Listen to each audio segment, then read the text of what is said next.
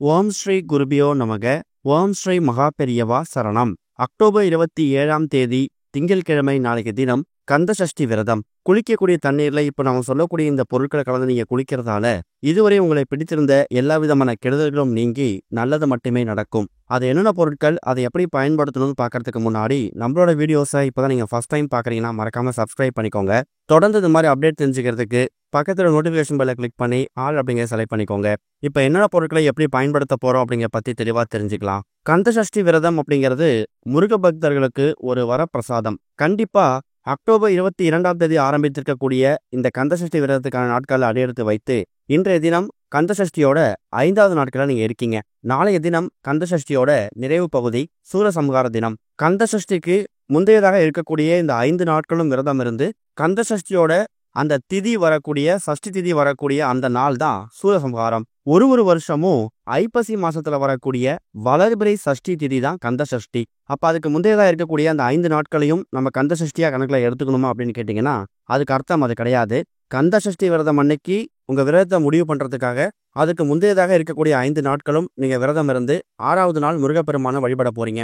எல்லோராலையும் இப்ப இருக்கக்கூடிய காலகட்டத்துல இந்த 5 நாட்களும் விரதம் இருந்து 6வது நாள் கந்த சஷ்டி அன்னைக்கு விரதத்தை நிறைவு பண்ண முடியாது. அப்படிப்பட்டவங்களுக்கு ஒரு வரப்பிரசாதம் தான் அக்டோபர் 27ஆம் தேதி வரக்கூடிய இந்த ஒரு கந்த சஷ்டி விரதம். அப்படிப்பட்ட அந்த கந்த சஷ்டி, அந்த சஷ்டி திதி அப்படிங்கிறது அக்டோபர் 27ஆம் தேதி அதிகாலை 3:23 பிறகுதான் ஆரம்பிக்குது. அது மறுநாள் செவ்வாய்க்கிழமை அதிகாலை 4:35 வரைக்கும் இருக்கு.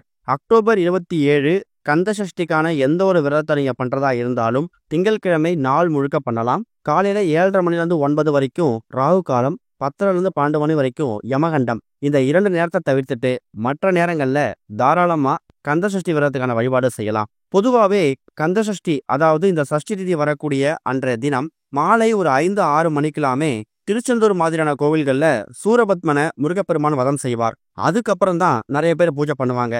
நீங்க ஒருவேளை வீட்டுல மாலை நேரங்களில் இருக்க மாட்டீங்க, பகல் முழுக்க வெளில போயிடுவீங்க அப்படிங்கிறவங்க காலை நேரத்தில் நீங்க வழிபாடு செய்யலாம். காலை நேரத்தில் வழிபாடு செய்யறவங்களுக்கு ஒரு உகந்த நேரம் எதுன்னு கேட்டீங்கன்னா காலையில 6:15 7:15 இந்த 1 மணி நேரம் ரொம்ப நல்ல நேரம். அதை விட்டீங்கன்னா 9:15 10:15 இந்த 1 மணி நேரத்துல முருகப்பெருமானுக்காக பூஜை பண்ணலாம். மாலை நேரத்துல தான் பூஜை பண்ண போறோம் அப்படிங்கிறவங்க மாலை 6 மணிக்கு மேல விரதம் இருந்து நீங்க வழிபாடு செய்யலாம். குழந்தை பாக்கியம் இல்ல, சரியான வேலை அமையல, திருமணவரன் கைகூடி அமையல, இப்படி எந்த விதமான கோரிக்கையா இருந்தாலும் நீங்க முருகப்பெருமான் கிட்ட முன்வைக்கும் போது கண்டிப்பா கந்த சஷ்டி விரதம் அன்னைக்கு அது நிச்சயம் நிறைவேறும். பகல் முழுக்க உணவு எடுத்துக்காம மிளகு தண்ணீர் மாதிரியோ இல்ல இளநீர் மாதிரியோ எளிமையான விஷயங்களை எடுத்துக்கிட்டு கூட நீங்க விரதத்தை மேற்கொள்ளலாம். சாப்பிடாம இருக்க முடியல, உடல் ஒத்துழைக்கல அப்படிங்கிறவங்க பால் பழம் மாதிரியான விஷயங்கள் எடுத்துட்டு கூட நீங்க விரதத்தை கடைபிடிக்கலாம். மாலை 6-7 மணிக்கு மேல முருகப்பெருமானுக்கு பூஜை பண்ணிட்டு நைவேத்தியம் செஞ்சு வச்சு படைச்சிட்டு அதுக்கப்புறம் நீங்க விரதத்தை பூர்த்தி பண்ணி சாப்பாடு எடுத்துக்கலாம். இதுதான் இந்த வருஷம் வந்திருக்கக்கூடிய கந்த சஷ்டியை ரொம்ப எளிமையா வழிபடுறதுக்கான வழிபாட்டு முறை.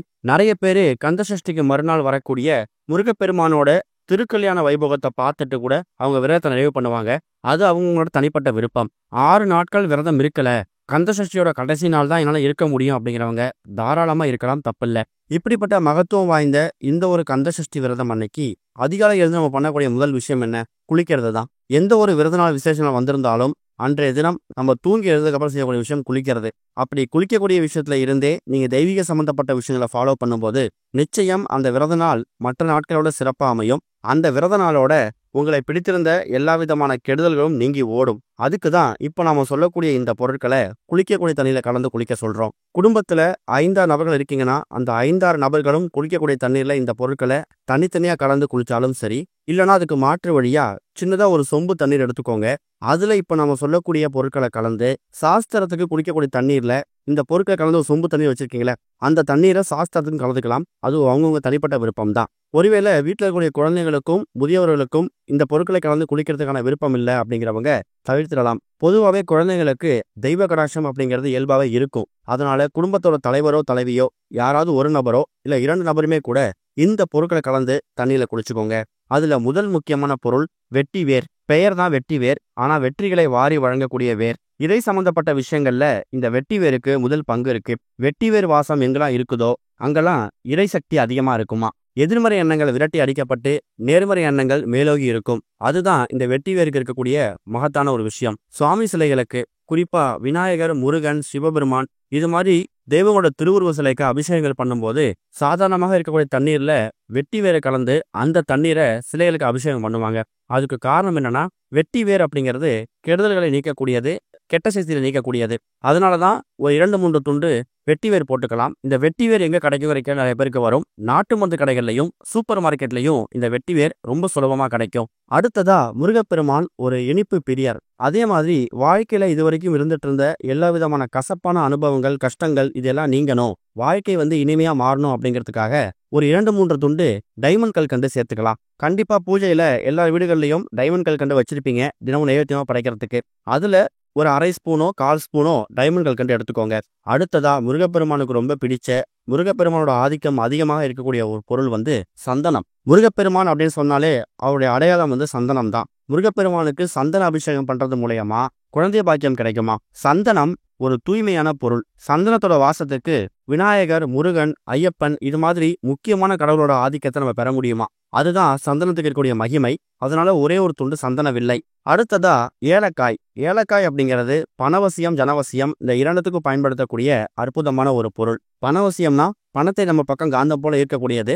ஜனவசியம்னா நீங்க பார்க்கக்கூடிய வேலையில தொழில முன்னேற்றத்தை ஏற்படுத்துறதுக்காகவும், அக்கம் பக்கத்திற்கிட்ட எந்த விதமான சண்டை சச்சரவு இல்லாம நீங்க போகக்கூடிய இடத்துல உங்களுக்கு பேரு புகழ் கிடைக்கிறதா பண்றதுதான் ஜனவசியம். அடுத்ததா மகாலட்சுமி தாவோட அம்சம் நிறைஞ்சிருக்கக்கூடிய ஒரே ஒரு துண்டு கிராம்பு. இப்போ நம்ம மொத்தமா சொல்லக்கூடிய பொருட்கள் என்னன்னு கேட்டீங்கன்னா, வெட்டி வேர், வாழ்க்கையை இனிமையா மாத்துறதுக்கு டைமண்ட் கல்கண்டு, முருகன் கடாட்சம் அதிகமாக இருக்கக்கூடிய சந்தனம், ஏலக்காய், அது கூட ஒரே ஒரு துண்டு கிராம்பு. இந்த எல்லா பொருட்களையும் முன்னாடியே சொன்ன மாதிரி சொம்பு தண்ணீர்ல கலந்து குளிக்கக்கூடிய தண்ணீர்ல சாஸ்திரத்தை கலந்துக்கிட்டாலும் சரி, இல்ல குடும்பத்துல ஒரு 5 நபர் இருக்கீங்கன்னா அந்த 5 நபர்களும் இந்த பொருட்களை தனித்தனியா தண்ணீர்ல போட்டு ஒரு 5 நிமிஷத்துல நீங்க குளிக்கணும். குளிக்கும் போது கிழக்கு திசை பார்த்து, சூரியன் உதயமாவடி திசை பார்த்து உட்கார்ந்து தலையை தண்ணி எடுத்து ஊத்தணும். அப்படி குளிக்கும் போது ஓம் சரவண பவ அப்படின்னு சொல்லிக்கிட்டு நீங்க குளிக்கணும். குளிச்சு முடிச்சதுக்கு அப்புறமா அதுல இருக்கக்கூடிய பொருட்கள் ஏதாவது, இப்ப உதாரணத்துக்கு ஏலக்காய், கிராம்பு இந்த பொருட்கள்லாம் தண்ணியில மீதம் இருந்துச்சுன்னா அதை அப்படியே எடுத்து செடி கொடியில கால் படாத மாதிரி போட்டுருங்க.